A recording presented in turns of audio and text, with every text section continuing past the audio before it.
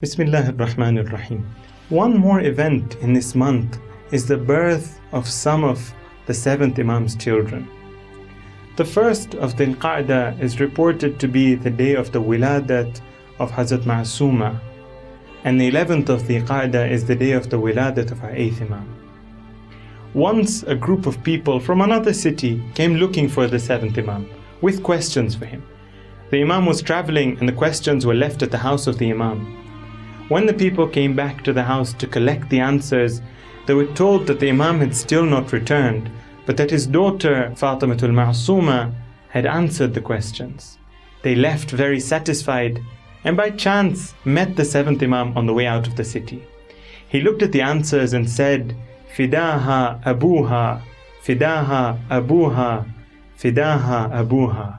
The very same sentence that we find from the Holy Prophet about Hazrat Fatima. May her father be sacrificed for her. Our ahadith really show the greatness of this lady.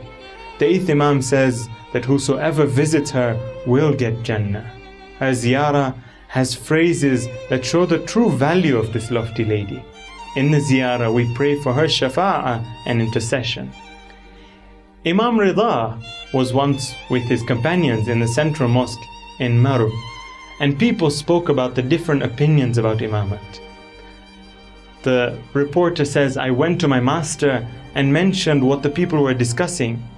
The Imam smiled and replied, O Abdul Aziz, the people have ignored our status and have been deceived. Allah did not leave the Islamic Ummah without a leader. The Imams were appointed for this. Imamat is a very lofty position. People cannot appoint their own Imam. The Imam says, إِنَّ الْإِمَامَ أَجَلُّ قَدْرًا وَأَعْظَمُ شَأْنًا وَأَعْلَى مَكَانًا وَأَمْنَعُ جَانِبًا وَأَبْعَدُ غَوْرًا مِنْ أَنْ يَبْلُغَهَا النَّاسِ بِعُقُولِهِمْ. Imamat is such a lofty position that people cannot understand it and appoint their Imam on their own. أَوْ يَنَالُوهَا بِآرَائِهِمْ أَوْ يُقِيمُوا إِمَامًا بِاخْتِيَارِهِمْ. They cannot choose an Imam on their own.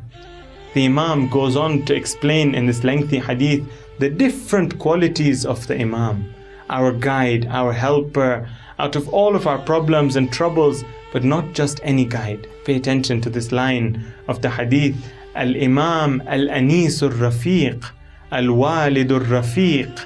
The Imam is the companion that's careful of his companion, the father that is close with his son, wal akhu shafiq, the brother that loves and cares about his brother, wa mafza'ul ibad fid dahiya, the refuge of the servants of Allah in difficulties. Al Imam aminullah fi ardih. The Imam is a person that Allah has appointed on his land. Wa hujjatihi ala ibadih wa khalifatuhu fi biladih ad-da'i ila Allah. These are the characteristics of the Imam: a close friend, a caring father, a loving brother, the safe home of the servants of Allah in difficulties, the vicegerent of Allah on the earth, his argument over his servants and his representative, and the one who calls towards him. This is the reality of the Imam.